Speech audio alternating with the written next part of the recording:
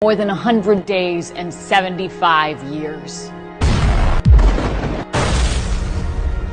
100 days of the highest rate of civilians slaughtered in the 21st century.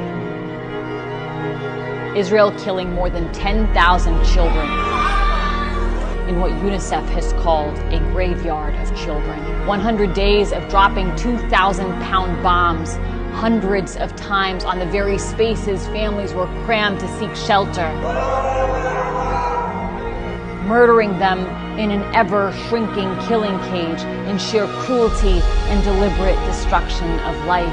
100 days of burning children's flesh down to the bone with illegal white phosphorus, and of destroying 400,000 homes to rubble and forcibly displacing 2 million people, 90% of the population, of bombing 320 schools so children in Gaza have no access to an education, ensuring lost generations, of destroying the healthcare system and decimating nearly every hospital, bombing them with patients in them and systematically targeting 637 doctors and healthcare professionals, an entire class of medicine, while injuring 60,000 so that they succumb to their wounds and die slow, painful deaths. Not enough to massacre them in their homes, but to massacre them in their hospital beds. 100 days of bombing bakeries and purposefully burning food while denying aid trucks in, so an entire civilian population of 2.3 million is mass starved.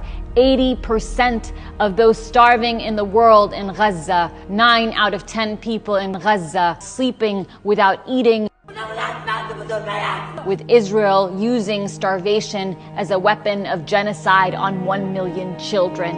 100 days of killing more than 100 journalists, the highest number of journalists murdered in history.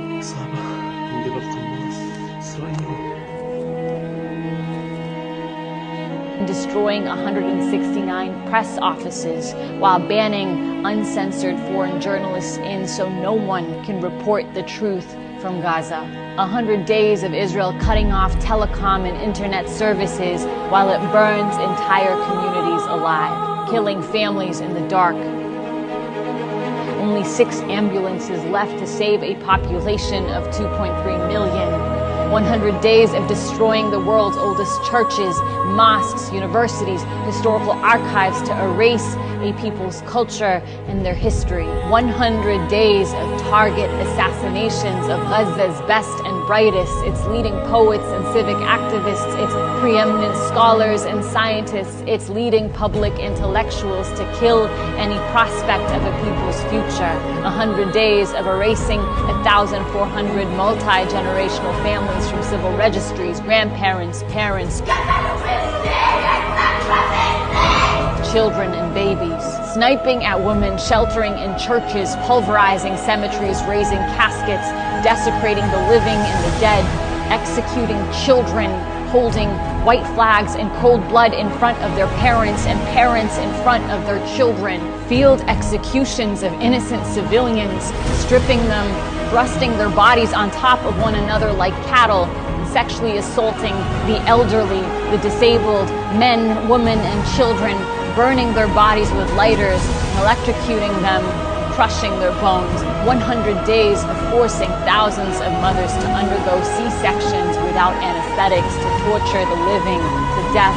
100 days of blowing limbs off 9,000 children, and cruelly forcing thousands to undergo amputations without anesthetics.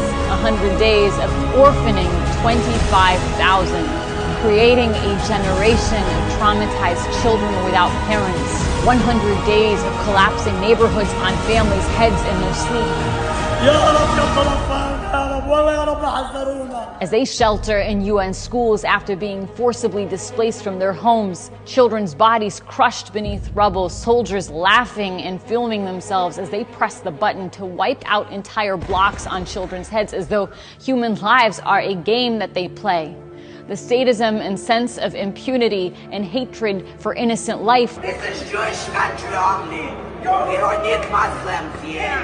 like, knowing no likeness in our lifetime. 100 days of them telling the world what they are doing in horrifying language, followed by action at the highest levels and across society. Language that we heard in the worst horrors of human history, speaking of annihilating a people and of human animals. And that is why the world is marching with Palestine, because it's impossible to know the truth as a human being of conscience and to uphold this for human life.